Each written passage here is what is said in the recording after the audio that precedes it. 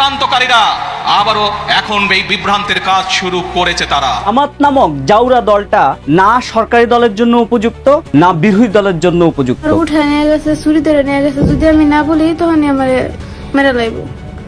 গাজীপুরের মাওনায় একজন ইমাম সাহেবের মেয়েকে দিনে দুপুরে তার সামনে থেকে ঘরের দরজা ভেঙে মেয়েটাকে কিডন্যাপ করে নিয়েছে কিছু দুর্বৃত্ত। আমরা খবর পেয়েছি তারা রাজনৈতিক পৃষ্ঠপোষকতায় এই দুর্বৃত্তপনা করেছে। এক ছেলে এক মেয়ের সাথে প্রেম করত, তারা বিয়ে শাদী করেছে, তাদের পরিবারের সমস্যা দেখেছেন আপনারা ফেসবুকে, দেখেছেন না? একটি পারিবারিক একটি ব্যক্তি ঘটনাকে কারা রাজনৈতিক রূপ দিয়ে দেশে অশান্তি সৃষ্টির চেষ্টা করেছে। মনে হয় না যে আপনি 5 বছর ক্ষমতায় থাকতে পারবেন। বিরোধী দল হিসেবে সংসদে সাপোর্ট করা জামাতে ইসলামকে নিয়ে এবার কঠিন মন্তব্য করে বসলেন তারেক রহমান। তারেক রহমানের এমন মন্তব্য ঘিরে সোশ্যাল মিডিয়াতে তোলপাড়। জামাত ইসলামের বট বাহিনী যারা বিভিন্ন সময় বিভিন্ন ফেক নিউজ ছড়িয়ে থাকেন, সে সকল কিছু এখন জনগণের কাছে স্পষ্ট বলে তিনি দাবি করেছেন। তিনি বলেন, একজন ব্যক্তির পারিবারিক জীবনকে এখন রাজনৈতিক রূপ দিয়েছে জামাত ইসলামের এই বট বাহিনী। কারণ যেটার সাথে রাজনৈতিক কোনো সংশ্লিষ্টতাই নেই, সেখানে ছাত্র দলের নাম ভাঙিয়ে রাজনৈতিক যেই অপব্যাখ্যা চালিয়েছে জামাতের জন্য তীব্র প্রতিবাদ জানিয়েছেন। বিস্তারিত দেখুন আজকের এই ভিডিওতে। জামাত নামক জাউরা দলটা না সরকারি দলের জন্য উপযুক্ত, না বিরোধী দলের জন্য উপযুক্ত। এই জন্য বারবার বলি আমি, জামাতকে লাথি মেরে পাকিস্তান পাঠায় দেন। সুপ্রিয় দর্শক, হালচালের পক্ষ থেকে স্বাগত জানাচ্ছি আমি এমআর আমির। জামাতের আমিরকে তো আজকে তো একেবারে ল্যাংটা করে দিল প্রধানমন্ত্রী তারেক রহমান। জামাতকে এই যে সাদা শকুনকে ধরে যে এইভাবে আশ্রাচ্ছে, না পারছে তারা সংসদে সুবিধা করতে, না পারছে বাহিরে সুবিধা করতে। ময়মনসিংহের ওদিকে একটি জেলায় একটি ব্যক্তিগত তুচ্ছ ঘটনা ঘটেছে। এক ছেলে এক মেয়ের সাথে প্রেম করত, তারা বিয়ে শাদী করেছে, তাদের পরিবারের সমস্যা দেখেছেন আপনারা ফেসবুকে, দেখেছেন না? কিন্তু সাথে কি এটাও দেখেছেন একটি পারিবারিক একটি ব্যক্তি ঘটনাকে কারা রাজনৈতিক রূপ দিয়ে দেশে অশান্তি সৃষ্টির চেষ্টা করেছে? দেখেছেন আপনারা সবাই? ওই মেয়ে ওই ছেলের সাথে 14 এপ্রিল সকালবেলা হাত ধরে গেছে পয়লা বৈশাখ করতে, প্রেম প্রেম খেলা, বোরকা পরে আস্তে আস্তে করে প্রেম প্রেম খেলছে। আর ওই প্রেম প্রেম খেলা নিয়ে আমাদের ডাক্তার শফিক সাদা শকুন জাউরা দলের প্রধান, ওই সাদা শকুন বলতেছে প্রধানমন্ত্রীর দৃষ্টি আকর্ষণ করতেছে। সরকারকে বলবো, প্রধানমন্ত্রীর হস্তক্ষেপে সচিবালয়ের একজন কর্মকর্তা কর্মচারীর এক ছেলেকে এরকম অপহরণ করা হয়েছিল। ওনার হস্তক্ষেপে 24 ঘন্টার মধ্যে মা বাপ তাকে ফিরে পেয়েছে। আমি বলবো আপনার প্রশাসন ব্যর্থ হয়েছে। এখন আপনি হস্তক্ষেপ করে এই নিরীহ নিষ্পাপ মেয়েটাকে তার বাবা এবং মায়ের বুকে ফিরে এসে। প্রধানমন্ত্রী কি করবে? প্রধানমন্ত্রীর কাজটা কি? ওখানে মেয়েকে মেয়ের প্রেমিক নিয়ে গেছে, প্রধানমন্ত্রী কি করবে? আর যদি করে সেটা স্বরাষ্ট্র মন্ত্রণালয় করবে। সবকিছুতে প্রধানমন্ত্রী নাক গলাতে হবে কেন? যাটা যার দায়িত্ব সেটা সে করবে। তুমি তো না পারো বিরোধী দলের জায়গা দখল করতে, না পারো সরকারি দলের জায়গা দখল, কোন জায়গার জন্য তো তুমি উপযুক্ত না, তুমি কোন জায়গার জন্য উপযুক্ত না। এরপরে দেখেন প্রধানমন্ত্রী কিভাবে আজকে বগুড়ার জনসভায় একদম ছিলে দিয়েছে যে এরা একটা পারিবারিক ঘটনাকে রাষ্ট্রীয় রূপ দেওয়ার চেষ্টা করেছে, পুরো দেশকে অস্থির করে তুলতে চেয়েছে ইয়াসমিনের ঘটনার মতো। দেখেন প্রধানমন্ত্রী কি বলে, এদের সম্পর্কে সতর্ক থাকতে হবে। এই জাউরা জামাত 71 সালে বলছে ভাইয়ে ভাইয়ে যুদ্ধ, পাকিস্তান বাংলাদেশের যুদ্ধ, ভাইয়ে ভাইয়ে নাকি যুদ্ধ।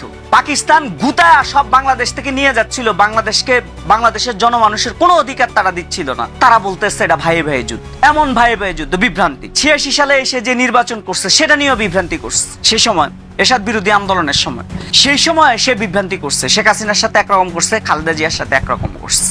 মুক্তিযুদ্ধের সময় আমরা দেখেছি তারা কিভাবে বিভ্রান্তির চেষ্টা করেছে দেশের মানুষকে। 86 সালের নির্বাচনে আমরা দেখেছি তারা কিভাবে বিভ্রান্ত করার চেষ্টা করেছিল দেশের মানুষকে। 96 সালেও আমরা দেখেছি স্বৈরাচারের সাথে গিয়ে তারা কিভাবে দেশের মানুষকে বিভ্রান্ত করেছিল। 2008 সালেও আমরা দেখেছি সেই ওয়াল 11-এর সাথে যোগ দিয়ে তারা কিভাবে বিভ্রান্ত করেছিল দেশের মানুষকে। এদের সম্পর্কে সতর্ক থাকতে হবে। 91 নির্বাচনে ক্ষমতায় আসছে আওয়ামী লীগের সাথে লটরপটর সম্পর্ক জামাতের, শেখ হাসিনার সাথে, এই বদমাইশদের, এই জাউরা জামাতের। এরপরে গত 15 বছর আওয়ামী লীগের কার্পেট তলে তো ঢুকেই গেছিল। এই যে গুপ্ত সুপ্ত বানায় ছেড়া দিছে জামাতরে, জামাত শিবির গুপ্ত সুপ্ত এমনি হয়েছে আওয়ামী লীগের কাপড়ের নিচে ঢুকে গেছিল। এই গত 15 বছরে গুপ্ত সুপ্ত হয়ে এই জামাত, জাউরা জামাত আওয়ামী লীগের কাপড়ের নিচে ঢুকে গেছিল। বাংলাদেশে আর জামাত ছিল না, সব আওয়ামী লীগের কাপড়ের নিচে ঢুকছে। 11 সরকারের সময় নষ্টিপুষ্টি করছে এই জামাত, এই বদমাইশ, এই জাউরা জামাত। এই জাউরা জামাত আবার এই আওয়ামী লীগ ক্ষমতায় আসার পর থেকে 2008 সাল থেকে এই 2024 সাল পর্যন্ত আওয়ামী লীগের কার্পেট তলে ঢুকেছিল। ওই কাপড় থেকে বাইরে হয়েছে 24-এ, বাইরে এখন নাচানাচি শুরু করছে আওয়ামী লীগ নাই বাংলাদেশে। আর কি মাস্তানি, হ্যাঁ? একটা তুচ্ছ ঘটনা, গাজীপুরের ঘটনা, প্রেম ঘটিত ঘটনা, এটা নিয়ে পুরা প্রধানমন্ত্রীর দৃষ্টি আকর্ষণ করছে। এই বেটা, প্রধানমন্ত্রী কি ক্ষমতা এটা তুই জানোস? প্রধানমন্ত্রী যাচ্ছে তাই যে কোনো বিষয়ে প্রধানমন্ত্রী নাক গলায়। প্রধানমন্ত্রী এমন বিষয়ে নাক গলায় যেটাতে কেউ সক্ষম না সেটাতে। যে দেশের সরকার একটা অবুঝ নিরাপত্তা দিতে পারে না, সেই সরকারের দেশ চালানোর নৈতিক অধিকার কতটুকু সেটা আপনারাই বিচার করবেন, আপনাদের উপর ছেড়ে। সরকার নাকি অবুঝ? শুনছেন কথা, শুনছেন? সরকার নাকি অবুঝ? আরে সরকার অবুঝ না, তুমি অবুঝ। পাকিস্তানের মাল করছো কিছুদিন জাসদ, তারপর আইসো জামাতে, মানে না কোনো বামপন্থী প্রচার করতেছে যে তোমার নাকি বিয়ে হয়েছে। তো আসলে এই বিষয়টা কতটুকু সত্য, যদি হইয়া থাকে কিভাবে হইলো, কারা করাইলো, কোন জায়গায় করাইলো, আমাদের একটু খুলে বলো। তারা আমার ধরে নিয়ে প্রথমে তার বন্ধুর বাসায় রাখছে, সুমিতার বাসায় রাখছে। পরে সুমিতার বাসা থেকে আমার নিচে রাত্রে মাগরিবের দিকে একটা রিসোর্টে, পরে রিসোর্ট থেকে রাতে 10টার দিকে আরেকটা রেস্টুরেন্টে নিয়ে আইছি। পরে রেস্টুরেন্টে না আরো ওর বন্ধুরা অনেকেই, উজ্জ্বল, সুমিত, আরো এই যে পাপ্পু এও ছিল, আবার সুহানরে মনে হয় উকিলেই দিছে, এমনি বিয়ে করাইছে। আর সুহানের আব্বু ছিল, আরো বন্ধুরা ছিল। কাজী পাইলো কোথায়? ছেলের জ্যাঠা ছিল, বাচ্চু ছিল। আর কাজী বলতে পারি না, কোনো হুজুর কিছুই না, মানে ছেলেটা কাজী নাকি আমার সন্দেহ আছে। ওরাই বিয়া পড়াইছে, কবুল টবুল করেছে। কিন্তু তারা তোমার ভয় দেখে জোর করা করাইছে। হ্যাঁ, যদি কবুল না করছ তাহলে এরকম মেরে ফেলবো, এরকম কিছু হুমকি দিছে? হ্যাঁ, হুমকি দিছে। আচ্ছা, তোমার নাম কি? ফারিহা। তোমার বাবার নাম? হাদিউল ইসলাম। তোমার এলাকা?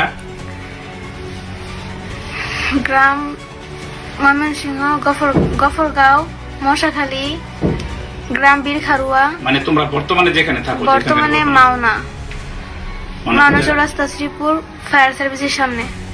আচ্ছা, তো আমরা তোমার একটা সাক্ষাৎকার দেখলাম বর্তমানে মিডিয়াতে, ঠিক আছে? তো এটা কি আসলে তোমার সাক্ষাৎকার? মানে ওই যে মিডিয়াতে যে কথা বলতে দেখলাম, এগুলো আমার ভয় দেখা বলাইছে, বলছে যদি আমি এগুলো না বলি তাহলে আমার আব্বুরে, আমার বাইরে তা করে মেরা লাইব। দর্শক, এতক্ষণ পর্যন্ত আপনারা যে ভিডিওটি দেখলেন এবং তারেক রহমানের যে বক্তব্যটি শুনলেন, আপনাদের মতামত কিংবা মন্তব্য কি সেটি জানাবেন অবশ্যই কমেন্টস বক্সে। আর এরকম নিত্য নতুন ভিডিও পেতে চ্যানেলটিকে সাবস্ক্রাইব করে পাশে রাখা বেল বাটন জয়েন করে দিবেন, তাহলে প্রত্যেক মুহূর্তের আপডেট নিউজগুলো পৌঁছে যাবে আপনাদের কাছে। আজকের মতো এখানে বিদায় নিচ্ছি, দেখা হবে অন্য কোনো ভিডিওতে। ততক্ষণ পর্যন্ত সকলেই ভালো থাকুন।